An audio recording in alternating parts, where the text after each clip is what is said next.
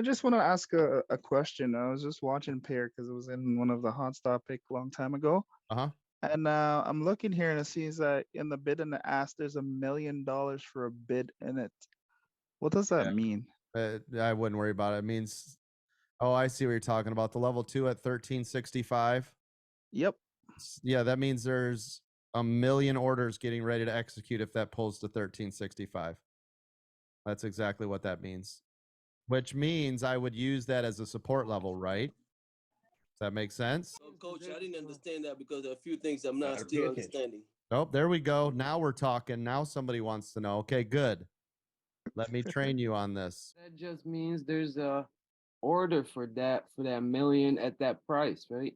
Correct. So let me explain this to everybody, which it now disappeared, which is funny. So somebody pulled it out. Level 2s. Do you see this? This is called level 2. Uh-huh. All of these are orders to buy. You know how you guys can place a limit order and you can say, hey, I want to buy 1,000 shares at 13 cents. See it? Yes. Uh-huh.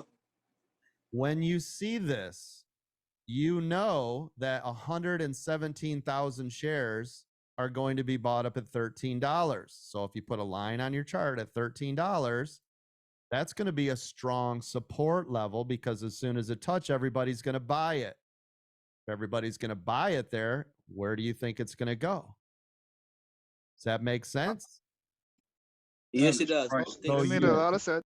So you use that as a support level, just like if you see a giant seller, you go, hey, if it gets there, guess what? As soon as it gets there, they're all going to sell off. Where do you think that's going to go then? There you go. That is how you, that is why and how you use level 2.